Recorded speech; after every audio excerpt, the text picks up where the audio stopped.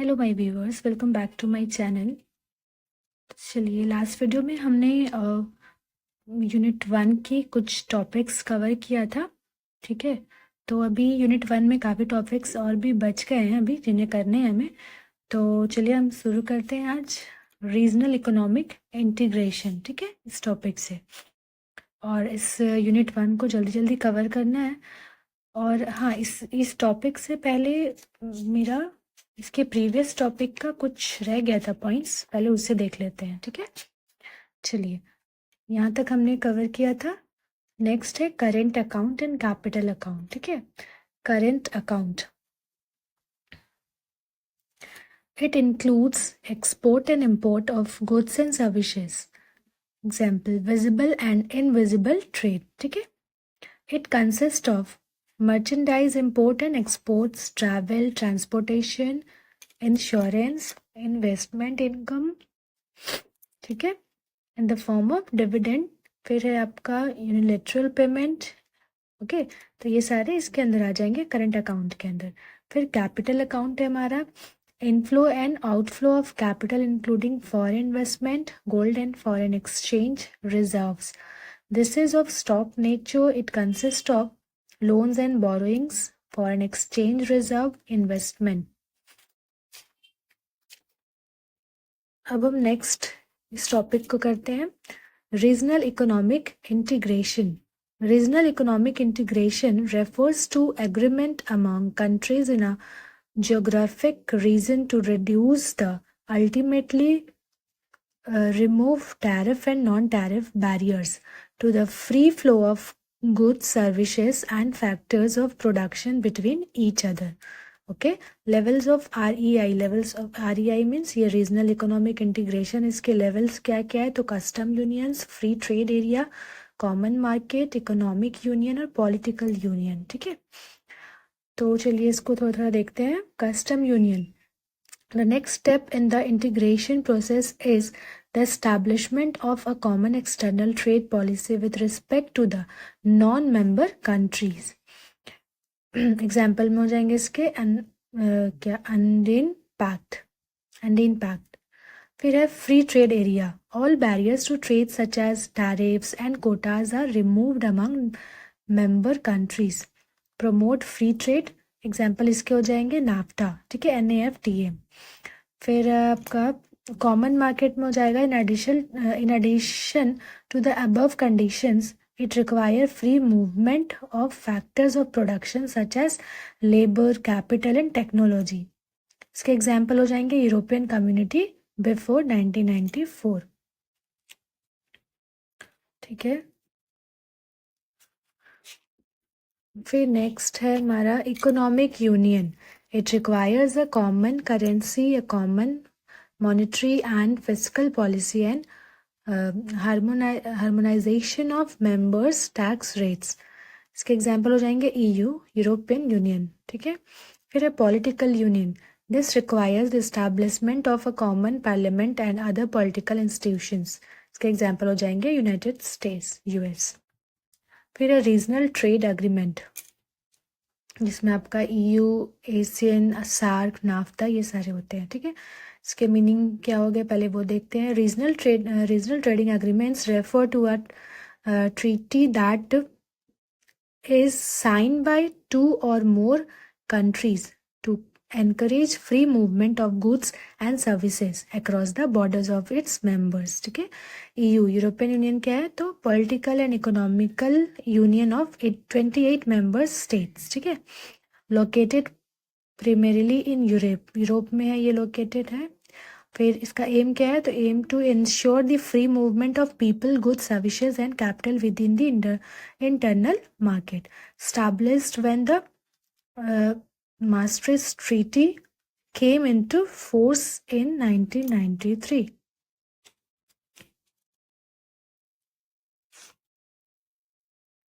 फिर है ASEAN, Association of South East Asian Nations.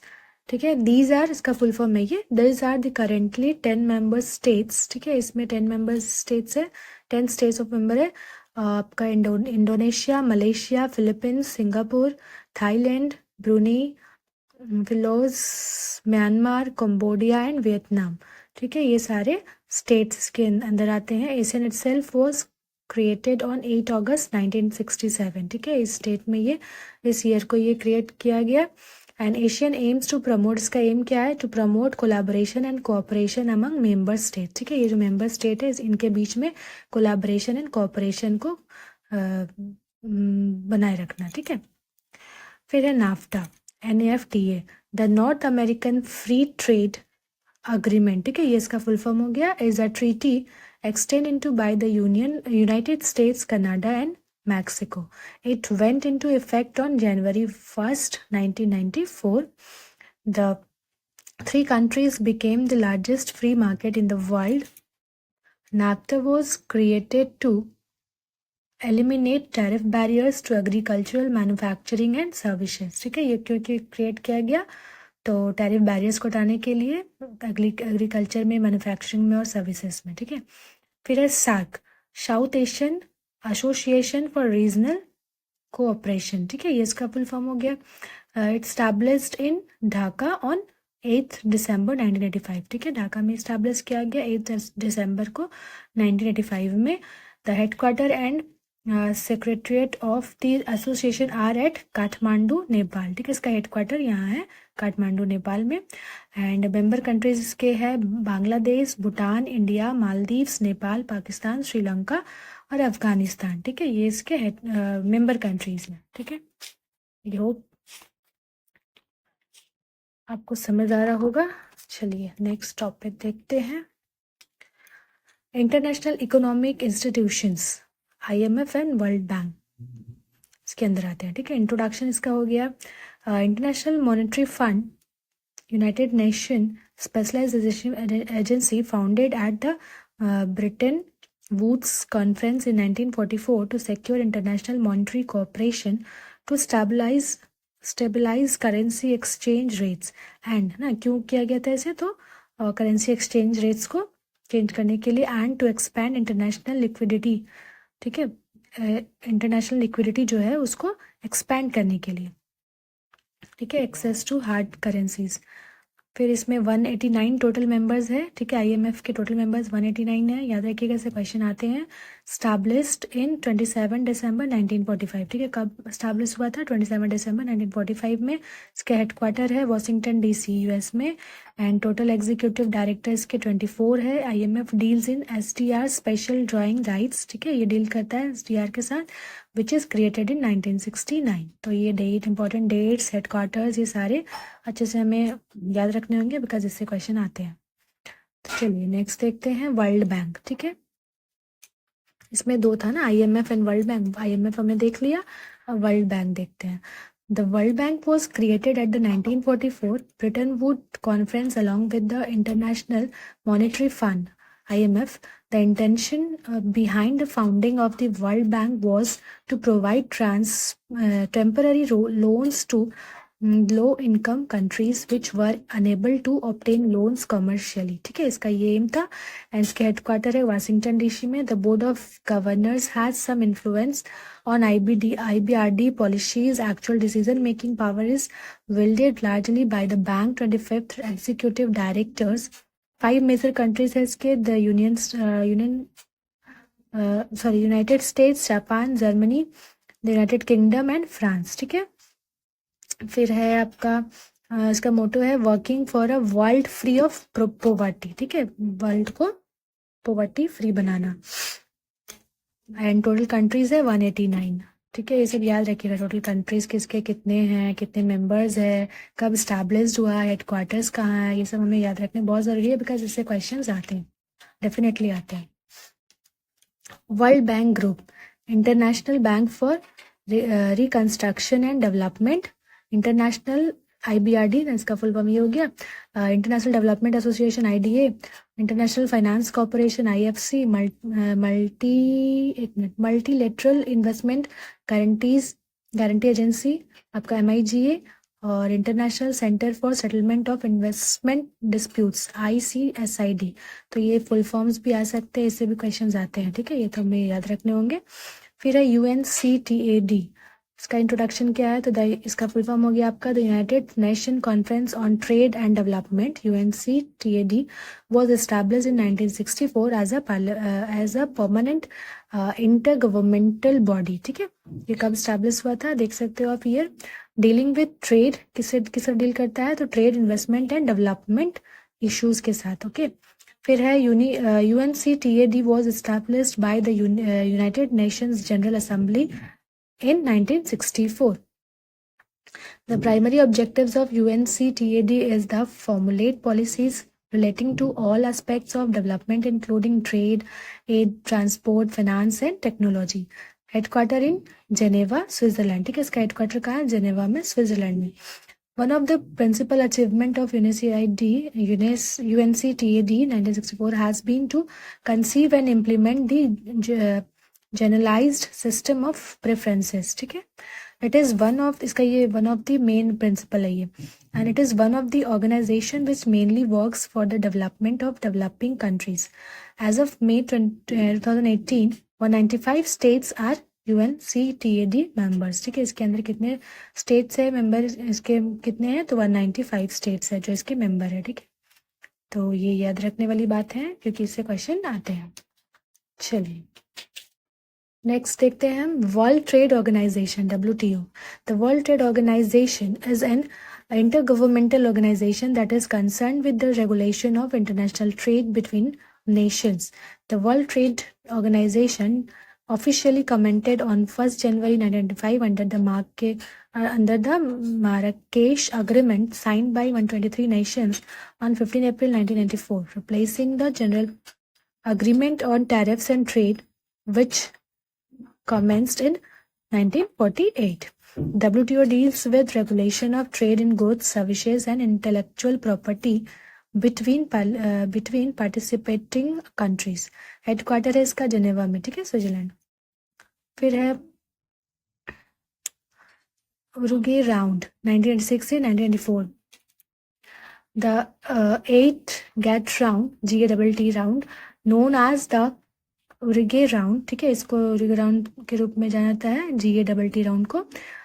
was launched in, कब launch हुआ था? सितंबर 1986 को.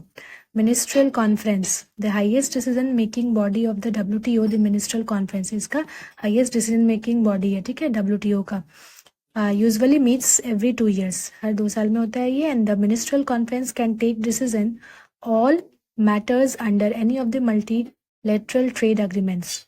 फिर फंक्शंस ऑफ WTO. इसके फंक्शंस क्या है, काम क्या है WTO के? तो the WTO shall facilitate the implements administration and operation and further the objectives of this agreement. The WTO shall provide the forum for negotiations among its members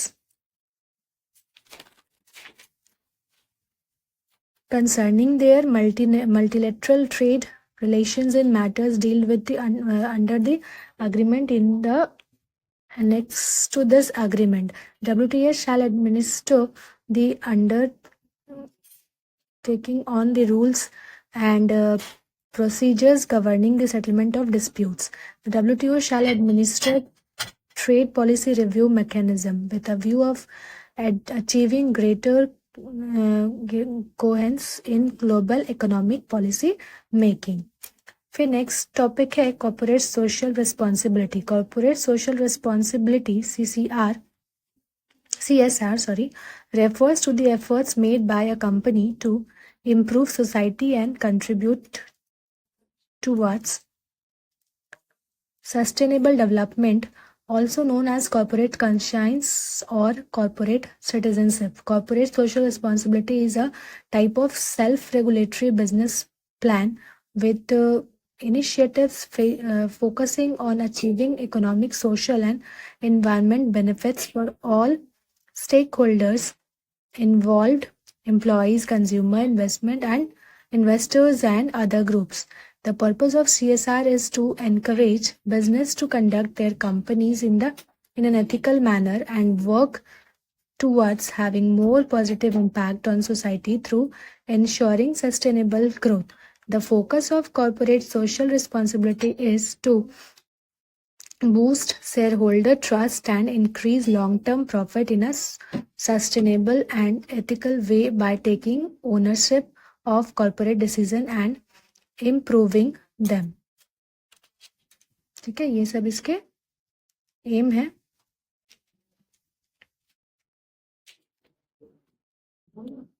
अब types क्या है CSR के, तो एनवायरमेंटल, एथिकल एंड फिलेंथ्रोपिक. ठीक है, philanthropic इसको पढ़ेंगे.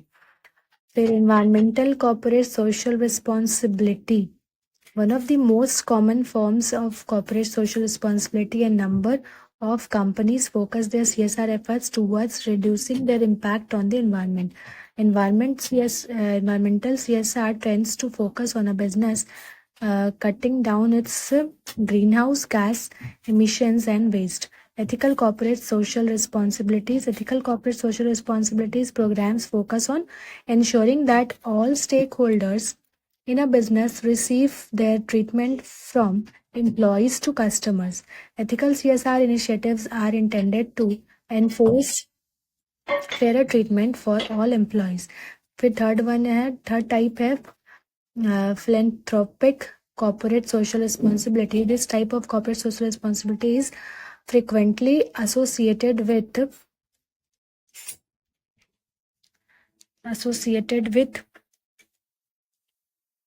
donating money to charities, with many business supporting particular charities that are relevant to their business in some way. However, philanthropic CSR does not only refer to charity donations. Other common philanthropic responsibilities include investing in the community or on participating in local projects. The main intention is to support a community in some way that goes beyond just hiring. The next topic है guidelines regarding CSR. Every company having net worth of rupees 500 crore or more, or turnover of rupees 1000 crore or more, or a net profit of rupees 5 crore or more during immediate preceding financial year is applicable for CSR. ठीक है, तो if private company fulfill the criteria given under section 135(1), then CSR will be applicable on that private limited company also. Okay, company has to spend 2% of the average net profit of the last 3 financial year, reasons thereof. Okay, next topic है foreign direct investment, FDI. FDI is when a company takes controlling ownership in a business entity in another country. With FDI, foreign companies are directly involved with day-to-day operations in other country. This means they are not just bringing money with them, but also knowledge, skills and technology. Here are two routes. ठीक है, two routes है इसके, automatic route and second one is government route. ठीक है, automatic route में हो गया, means हो गया द नॉन रेजिडेंट और Indian company does not require prior note of the RBI और Government of India for FDA.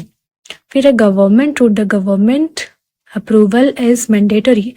The company will have to file an application through foreign investment facilitation portal, which facilitates single window clearance. Sector which come under up to 100% automatic route category are infrastructure company in the securities market 49%, insurance up to 49%, medical devices up to 100%, pension 49%, petroleum refining 49%, power exchanges 49%. ठीक है, ये सारे इसके percentage दिए, इससे भी questions आते हैं, तो आप इसको अच्छे से लर्न कर लेना. फिर है next sectors which come under the up to 100% government route category are. ठीक है, जो 100% के अंडर आते हैं उसकी कैटेगरीज क्या है, 100% के ऊपर आते हैं उसकी कैटेगरीज देखिए. तो banking and public sector 20%, broadcasting content services 49%, co-investment company 100%, food product retail trading 100%, mining and minerals, separation of titanium, bearing minerals and ores 100%, multi-brand retailing trade 51%. ठीक है, प्रिंट मीडिया जो है 100%, प्रिंट मीडिया पब्लिशिंग और newspaper ये सब जो है इसके अंदर ये आएंगे 26%। सैटेलाइट हो गया आपका 100%। ठीक है, फिर FDI प्रोहिबिशन। ठीक है, Amik energy generation, any gambling और बोटिंग बिजनेस या बेटिंग होना चाहिए, शायद रॉन्ग है।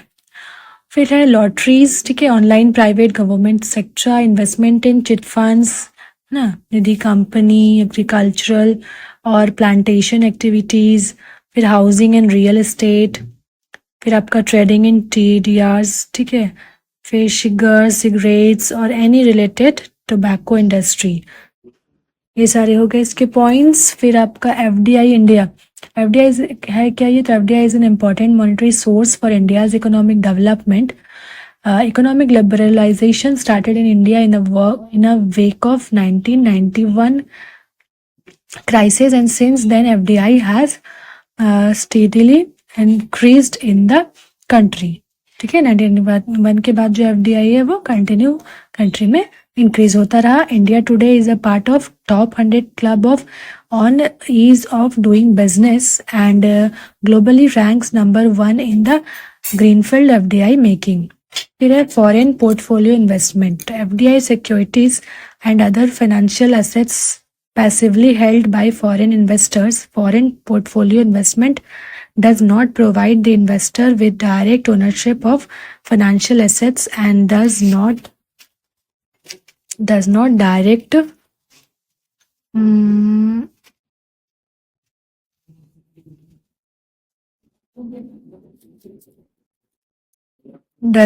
direct management of a company. This type of investment is relatively liquid depending on the validity of the market invested in.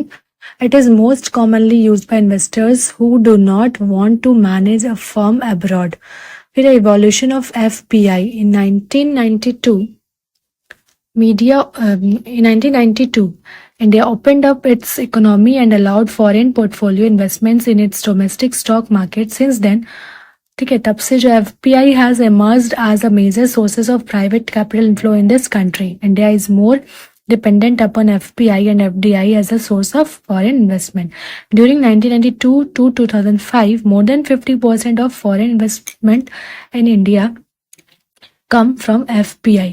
फिर eligibility criteria for FPI. The applicant के लिए क्या eligibility है? तो applicant must be a person not resident in India. ठीक है, means NRI होना चाहिए and is a resident of country which is signatory to SEDI MOU. ठीक है, फिर है is resident of a country meeting FATA means financial action task force requirements. If a bank should be resident of a country whose central bank is a member of the Bank for International Settlements, as a person is legally permitted to invest in securities outside his country. Okay, ये सारे उसके मतलब ये सारे होना चाहिए किसी person के पास. फिर है मोड ऑफ FPI इन्वेस्टमेंट. ठीक है, FPI इन्वेस्टमेंट के मोड्स क्या क्या है? तो foreign institutional investments, foreign organization set up to invest in India, GDRs and ADRs, and raising money from abroad through issue of shares abroad. Okay, तो ये इसके मोड्स हो गए. तो यहाँ ये यूनिट खत्म होता है. फिर नेक्स्ट यूनिट 2 हम करेंगे accounting and auditing next video में. ओके, तो अगर आपको मेरी वीडियो पसंद आई हो और हेल्पफुल लगा हो तो मेरी वीडियो को ज़रूर लाइक कर दीजिएगा, शेयर कर दीजिएगा, और चैनल पे नए हो तो ज़रूर सब्सक्राइब कर लीजिएगा मेरे चैनल को, ताकि आपको कंटिन्यू सीरीज के वीडियोस मिलते रहे. और